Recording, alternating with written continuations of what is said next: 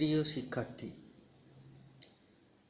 আজ আমরা বাংলা ভাষা ও শিল্প সাহিত্য সংস্কৃতির ইতিহাস গ্রন্থের একটি বিশেষ অধ্যায় বাঙালির চিত্রকলা চর্চার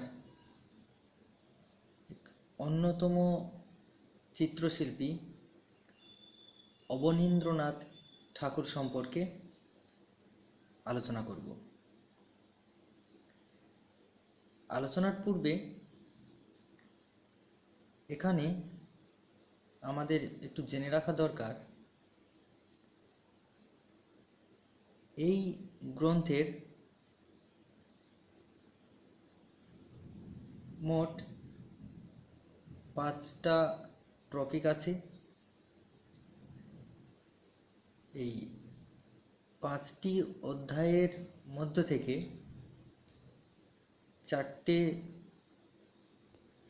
বড় প্রশ্ন অর্থাৎ 5 মার্কের প্রশ্ন থাকবে, সেখান থেকে যে কোনো 2টো উত্তর দিতে হবে এবং এই গ্রন্থ থেকে কোনো এসএকিউ প্রশ্ন থাকবে না, এমসিকিউ থাকবে 3টে। আমরা জেনে নিলাম এখানকার প্রশ্ন সম্পর্কে। এখন আমরা জানব এই চিত্রকলার চিত্র আসলে কি।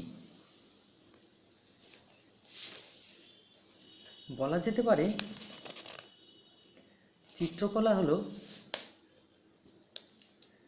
বাস্তব রূপের কৃত্রিম প্রতিরূপ, যা কখনো রং তুলি, কখনো পাথর, মাটি, ধাতু প্রভৃতির উপর মূর্ত করা হয়।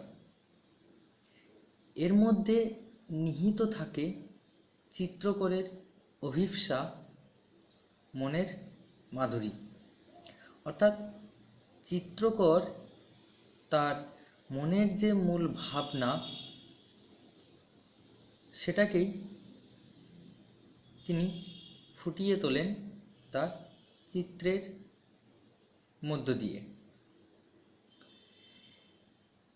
এই চিত্রকলা সম্পর্কেই বলতে গিয়ে অ্যারিস্টটল তার পোয়েটিক্স গ্রন্থে বলেছেন, চিত্রকলা সহ সমূহ কলাশিল্পকে বাস্তবের অনুকরণ বলা যেতে পারে। অর্থাৎ তিনি কি বলেছেন, যে চিত্রকলা হলো সমস্ত কলাশিল্পের, অর্থাৎ বলা যেতে পারে যে বাস্তবের অনুকরণ হলো এই চিত্রকলা।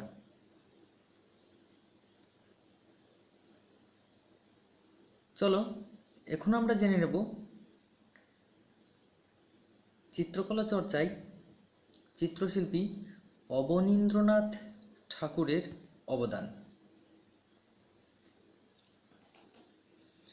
বাঙালি চিত্রকলা চর্চার ইতিহাসে ঠাকুরবাড়ির এক বিশেষ অবদান ছিল।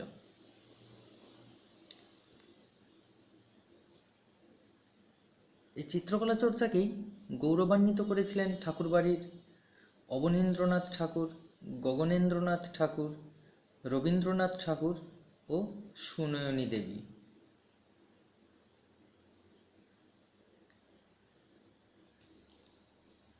এদের মধ্যে অন্যতম ছিলেন অবনীন্দ্রনাথ ঠাকুর। আমরা প্রথমেই জেনে নেব এই অবনীন্দ্রনাথ ঠাকুর কে ছিলেন, অর্থাৎ শিল্পীর পরিচয়।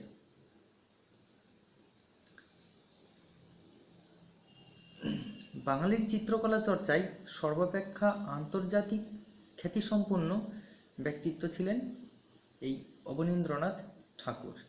তার জন্ম 1871 খ্রিস্টাব্দে কলকাতার জোড়াসাঁকোর ঠাকুর পরিবারে।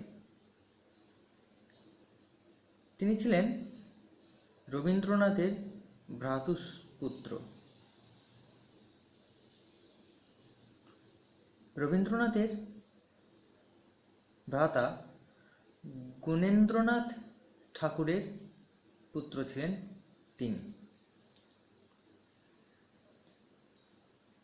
এবার আমরা জেনে নেব এই শিল্পীর শিক্ষা সম্পর্কে।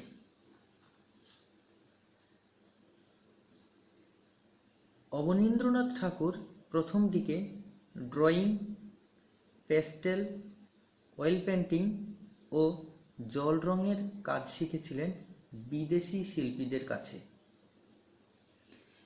ইতালিয়ান গিল্ডি ও ইংরেজ শিল্পী পামার কাছে পাশ্চাত্য রীতির অনুসরণেই তিনি কাজ শেখেন। তবে ভারতীয় রীতিতে তিনি বেশি স্বচ্ছন্দ ছিলেন বলে এই রীতির পুনরুদ্ধারে তিনি তৎপর হন।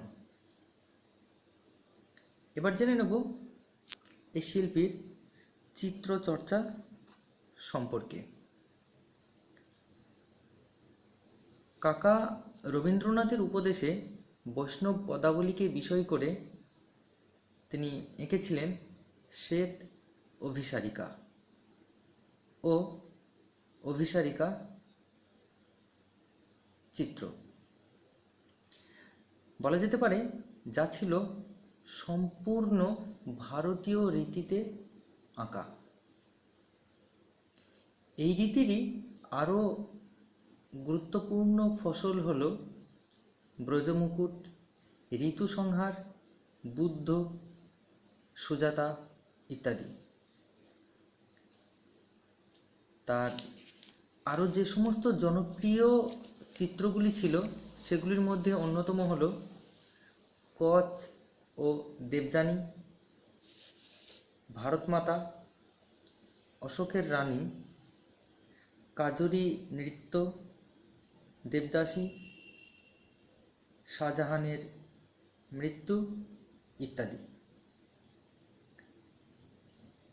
তবে তিনি জাপানি শিল্পী টাইকানের প্রশিক্ষণে সেই দেশের শিল্পরীতিতে তিনি অমর খৈয়াম চিত্রাবলী সৃজন করেন।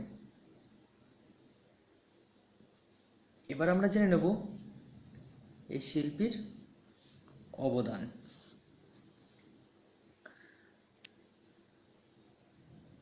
অবনীন্দ্রনাথকে ভারতীয় শিল্পের নবজন্মদাতা ধরা যেতে পারে। কলাবিদ্যার শিক্ষক রূপেও তিনি সার্থক। তার সুযোগ্য শিষ্য সংখ্যা প্রভূত।